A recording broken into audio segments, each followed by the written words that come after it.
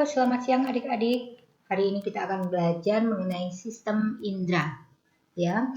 Nah, sistem indera ini biasanya masuk dalam materi sistem saraf. Tapi saya masukkan ke dalam materi tersendiri ya. Oke, seperti kalian ketahui, kita manusia terdapat 5 panca indera ya. Yang pertama adalah indera penglihatan atau mata. Dia peka terhadap cahaya, jadi fotoreseptor ya. Kemudian yang kedua adalah telinga atau indera pendengaran. Dia peka terhadap getaran mekanik gelombang suara atau fonoreseptor. Kemudian yang ketiga adalah hidung atau indera penciuman yang peka terhadap bahan-bahan kimia ya, disebut dengan kemoreseptor. Kemudian juga lidah, yaitu indera pengecap atau perasa ya. Ini juga peka terhadap bahan-bahan kimia atau kemoreseptor seperti hidung ya. Kemudian yang terakhir, yang kelima adalah indera peraba atau kulit ya. Nah, indera peraba ini dianya peka terhadap sentuhan ya, tekanan atau yang disebut dengan mekanoreseptor, kemudian nosiseptor atau peka terhadap rasa nyeri ya, dan yang terakhir adalah termoreseptor yaitu peka terhadap suhu. Ya, inilah yang akan kita pelajari dalam sistem indera kali ini. Oke, yang pertama kali kita akan belajar mengenai mata atau indera penglihatan. Nah, pada indera penglihatan ini kita akan belajar mengenai struktur mata, kemudian bola mata, ya. Kemudian ada jenis-jenis sel mata, terus mengapa kalau dari tempat terang ke tempat gelap, maka penglihatan kita akan menghilang, ya. Kemudian ada penyakit-penyakit pada mata. Ya, nah kita belajar dulu mengenai struktur mata. Ini sering banget keluar di ulangan adik-adik SD atau SMP ya. Nah, struktur mata itu ada bagian yang luar yang sering kita lihat pada wajah kita ya. Pada wajah kita. Nah, itu ada alis mata ya. Itu melindungi mata dari keringat yang ada di dahi kita. Kemudian ada kelopak mata. Ini untuk melindungi mata kita dari gangguan hewan-hewan kecil ya. Kemudian kotoran atau debu. Kemudian ada bulu mata ya.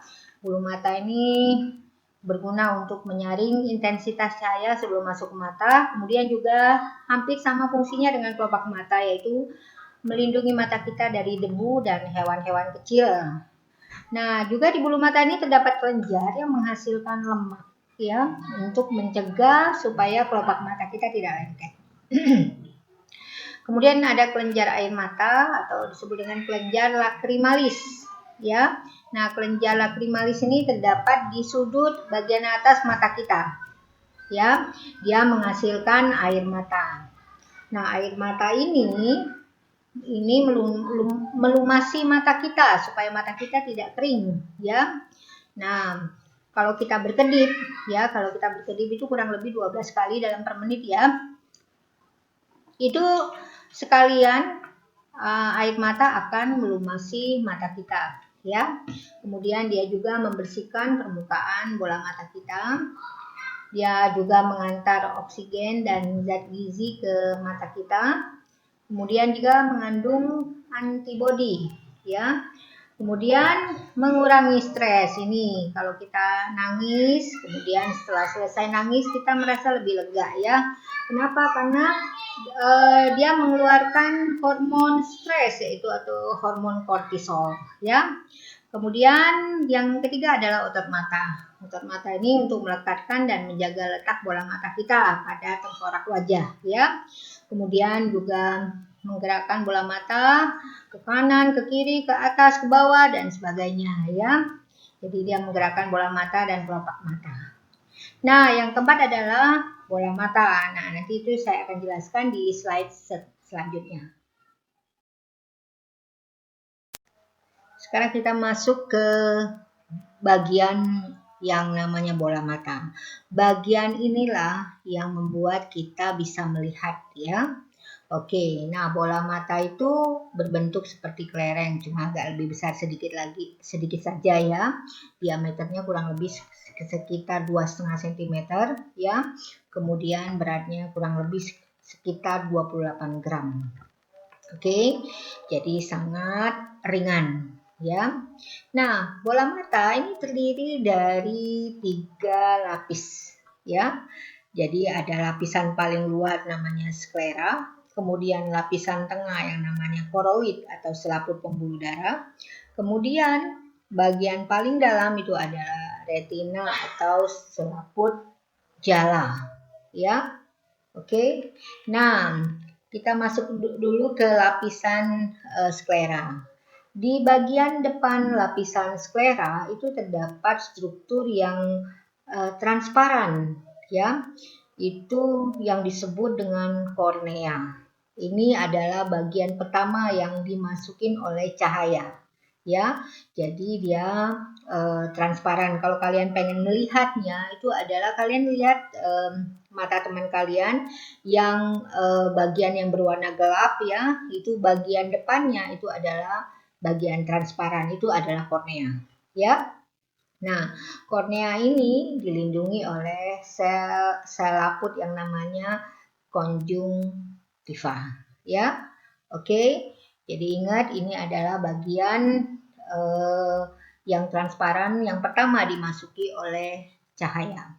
Oke, kemudian kita masuk ke lapisan yang namanya koroid ya. Nah, di lapisan ini banyak sekali terdapat pembuluh darah yang berguna untuk memberi nutrisi dan oksigen pada mata. Kemudian di bagian depan koroid itu terdapat yang namanya iris atau selaput pelangi ya. Itu bagian yang berpigmen atau berwarna ya. Jadi biasanya kita kalau orang Asia pigmennya banyak sehingga lebih gelap ya. Jadi warna mata kita warna hitam ya atau lebih mendekat ke hitam. Tapi kalau orang ras Kaukasoid atau orang bule ya itu pigmennya kurang sehingga dia membentuk iris dengan warna biru. Oke. Nah, iris ini nanti bekerja sama dengan pupil untuk mengatur banyaknya intensitas cahaya yang masuk ke mata kita. Ya. Nah, di tengah-tengah iris itu terdapat lubang kecil ya. Jadi kalau kalian mau lihat di tengah-tengah yang berwarna itu di mata teman kalian, kemudian seperti ada yang hitam sekali. Itu sebenarnya itu adalah lubang ya. Itu namanya pupil atau anak mata. Ya, inilah tempat masuknya cahaya ke dalam mata. Jadi dari kornea nanti akan masuk ke pupil, ya. Nah, pupil ini tadi seperti saya sudah jelaskan, pupil dan iris itu bekerja sama mengatur intensitas cahaya yang masuk ke mata. Nah, pupil dalam keadaan terang dia akan berukuran 2 sampai 4 mm. Sedangkan kalau dalam keadaan gelap dia akan membesar. Ya, ini sering ditanyakan ya di ulangan adik-adik SMP maupun SMA ya. Jadi dalam keadaan gelap dia akan membesar lubangnya. Jadi diameternya kurang lebih 4 sampai 8 mm. Ya. Oke, untuk apa? Supaya lebih banyak cahaya yang sampai ke retina. Ya. Oke, nah kerja pupil ini kan dia bisa membesar dan mengecil ya, tergantung cahaya ya. Nah, kerja pupil dikendalikan oleh yang namanya otot sphincter ya. Itu untuk mengecilkan pupil di tempat yang terang. Kemudian otot dilator ini terdapat pada iris yang gunanya untuk melebarkan pupil di tempat yang gelap. Oke ya. Jadi udah kornea masuk ke pupil.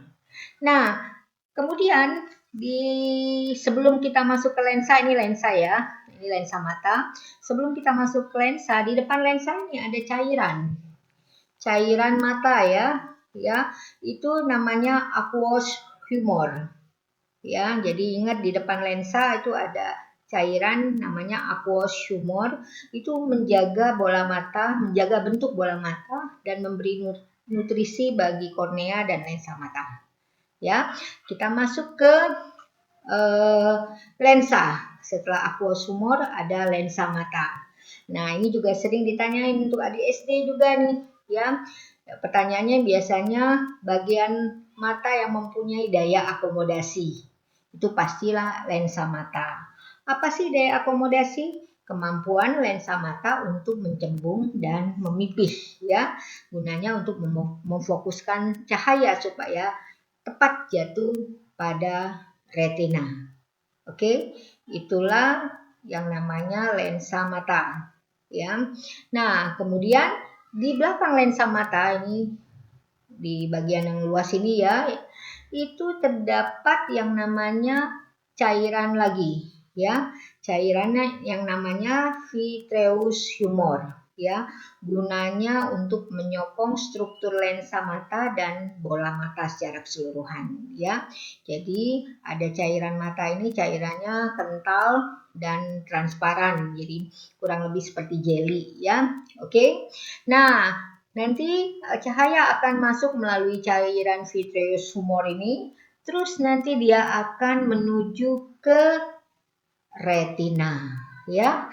Nah, ini lapisan terakhir kan retina, ya. Oke. Nah, retina ini terdapatlah sel-sel penglihatan, yaitu terdiri dari dua, yaitu sel kerucut dan sel batang. Jadi cahaya harus tepat jatuh di retina ini, ya. Nah, di bagian yang namanya fovea, ya, fovea itu atau disebut juga dengan bintik kuning, ya, itu terdapat banyak sekali yang namanya sel kerucut. Nah, sel kerucut ini digunakan untuk melihat warna, ya.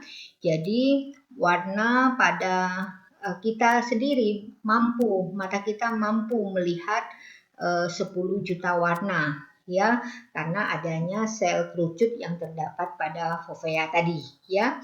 Jadi kalau cahaya jatuh di fovea, maka penglihatan kita akan sangat jelas, ya. Kemudian ingat di lapisan kedua ini, di bagian belakang koroid lapisan kedua itu ditembus oleh sel saraf optik atau saraf kranial nomor 2, ya, sehingga semua pesan disampaikan ke otak melalui sel saraf optik atau saraf kranial nomor 2 tadi, ya. Jadi itulah bola mata kita, ya, dan kita harus jaga ini karena sangat penting bagi tubuh kita, ya. Cara menjaganya adalah kita harus mengkonsumsi makanan yang banyak mengandung vitamin A, kemudian jangan membaca di tempat yang gelap atau membaca terlalu dekat, itu akan merusak mata kita, ya. Oke, sampai di sini dulu mengenai mata, ya. Semoga bermanfaat untuk kalian. Kita akan mempelajari dua jenis sel pada mata. Seperti yang saya sudah jelaskan sebelumnya, bahwa sel mata ada dua, ya. Ada sel batang atau basiolus, dan yang kedua adalah sel kerucut atau konus. Sel mata ini terdapat pada retina. Mereka merupakan fotoreseptor, ya. Nah, sekarang kalian bisa lihat mengapa dia disebut dengan sel batang nih. Bentuknya seperti batang, ya. Sedangkan sel kerucut bentuknya seperti kerucut yang nih, ya. Nah, kita lihat sel batang dulu, ya, atau basiolus.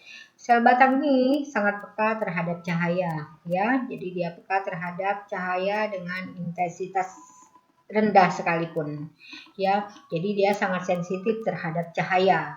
100 kali lebih sensitif daripada sel kerucut atau konus, ya. Sehingga sel batang ini berperan dalam proses penglihatan di malam hari atau di tempat yang gelap, ya. Dia mampu membedakan gelap dengan terang, tapi dia tidak mampu mendeteksi warna, ya. Kemudian di setiap mata terdapat kurang lebih 125 juta sel batang, Nah, di dalam sel batang ini terdapat pigmen rhodopsin. Pigmen inilah yang sangat peka terhadap rangsangan cahaya. Pigmen ini adalah persenyawaan antara vitamin A dengan protein, ya. Sekarang kita masuk ke sel kerucut atau konus. Nah, sel kerucut ini kurang sensitif terhadap cahaya dibandingkan dengan sel batang, ya. Tetapi dia mampu membedakan warna. Ya, jadi setiap mata itu kurang lebih terdapat 6,5 juta sel kerucut. Nah, ada 3 jenis sel kerucut ya. Ada merah, hijau, dan biru. Jadi kalau salah satu di antara ketiga ini rusak atau tidak ada pada seseorang, maka dia akan menderita buta warna sebagian. Kalau tiga-tiganya tidak ada, maka tidak ada atau rusak ya, maka yang terjadi adalah orang tersebut akan menderita buta warna total, ya. Oke, jadi dia tidak bisa melihat warna apapun juga selain gelap dengan terang, karena sel batang tetap ada, ya. Nah, di dalam sel kerucut itu terdapat pigmen yang namanya iodopsin, yang merupakan persenyawaan antara retina dan opsin.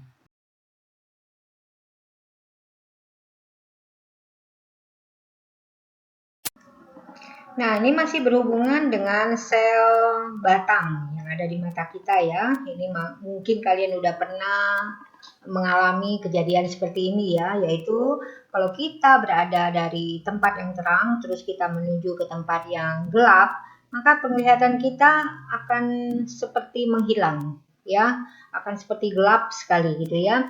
Ini kenapa? Ini sangat berhubungan dengan sel batang. Seperti kalian ketahui, sel batang itu kan sangat peka terhadap cahaya, ya. Nah, yang membuat dia peka terhadap cahaya itu adalah karena di dalam sel batang terdapat pigmen rhodopsin. Masih ingat kan? Nah, pigmen rhodopsin ini kalau dia terpapar atau menyerap cahaya, maka rhodopsin itu akan terurai menjadi opsin dan retinal. Sehingga bila kita sebelumnya berada di tempat yang terang, maka rhodopsin itu kan akan terurai. Nah, kemudian saat kita akan masuk ke tempat yang tidak terlalu terang, maka penglihatan kita hilang karena rhodopsin pada sel batang itu terurai dan dia belum melakukan pembentukan kembali. Ya. Nah, bagaimana rhodopsin terbentuk kembali? Ya, jadi penglihatan itu akan kembali bila rhodopsin akan terbentuk ya. Nah, rhodopsin itu membutuhkan waktu untuk terbentuk kembali atau tersintesis kembali ya. Itu namanya adaptasi rhodopsin. Dan sintesis rhodopsin ini terjadi di tempat gelap. Jadi kalau sudah terjadi pembentukan kembali rhodopsin, maka penglihatan kita akan kembali seperti semula. Ya.